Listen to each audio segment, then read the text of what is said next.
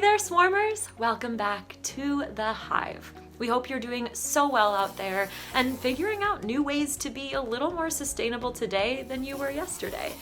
And actually, on that note, some of our other videos could really help with that. So why don't you hit subscribe and then check out our channel to see the rest of those videos.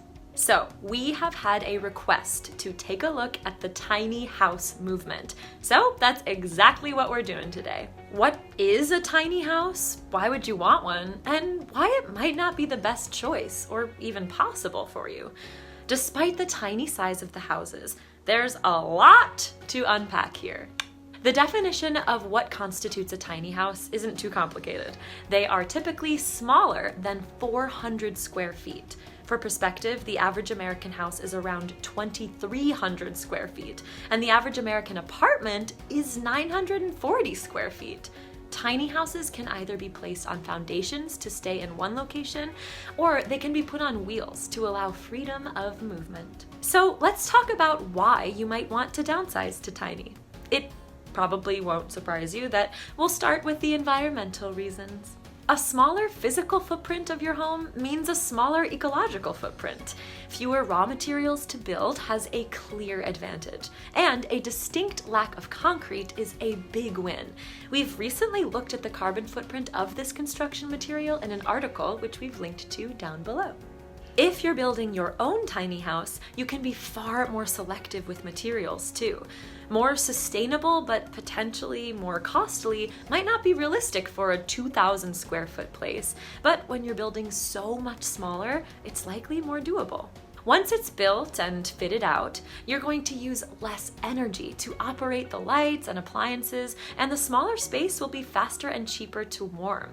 Many of the tiny houses which are prefabricated also come equipped with solar and sometimes wind power too. And if not, given the smaller sized energy requirements, installing renewable yourself is much more affordable. Less water is used, as there are only 2 sinks at most and often no bath, compared with traditional homes which have at least 1 bath and between 3 and 5 sinks. With less surface area on both the inside and outside of a tiny home, we also see a resultant reduction in energy and water used to keep it sparkly clean, and less money, energy, and materials are required for any maintenance. In relation to sewage, some tiny houses use composting toilets. Then there's the daily waste aspect. If you have 1/4 of the space to use, you figure out pretty quickly what material items you really need, thereby saving what you would probably end up tossing out in a few years. There's also the decreased likelihood of food waste. Smaller fridge space means you buy less and are less likely to lose something in the back of it, only to discover it 3 months later when it smells and looks like ugh. Less space for cooking means you probably prepare smaller meals, which again leans you toward decreased food waste. And there's less energy waste. No lights accidentally left on upstairs for the whole day while you're out. Amplify all of these things many times over if you choose to take your tiny house and live off the grid. There are so many eco wins for this tiny house movement. So are there any downsides?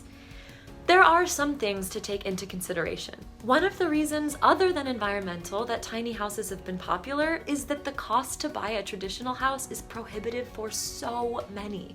Mortgages are simply not an option for many of the population.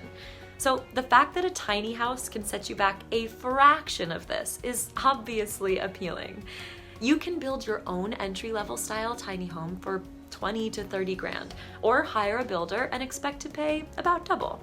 If you're after a more luxury home with granite counters and so on, you could be looking at around 100,000. Still a lot less money than the average American traditional home. But let's take a closer look at that for a sec. Tiny houses often aren't eligible for mortgages because there's a minimum value a property must have to qualify for a mortgage, and it needs to be on fixed foundations, which means you need to own the land on which you're putting the foundations, and you need to have the right to build on said land. Approval for residential zoning of your land is not a given, and it's often not cheap or easy to obtain. Back to capital for the house itself, you either need the full amount saved up and ready to go, or to take out a loan instead, which has a much, much higher interest rate than a mortgage. So what does this mean for those who are currently buying tiny houses? Well, the picture is really rather white and middle class. In fact, 93% of tiny homeowners from a recent survey are white. 2 out of 5 tiny homeowners are over 50. 77% of them are female identifying. They are twice as likely to have a master's degree than the average American. 55% of tiny homeowners have more money in the bank, with average savings in the bank of around $10,000.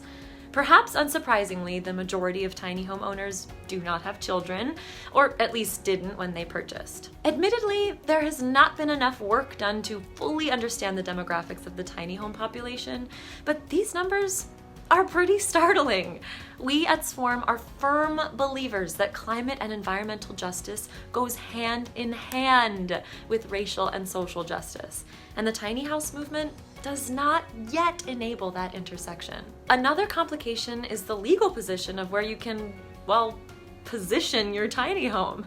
As I just briefly referenced, zoning laws must be checked if you're wanting to have your home in one place. But equally, local rules for setting up a mobile tiny home in either a temporary or permanent location must be thoroughly checked too.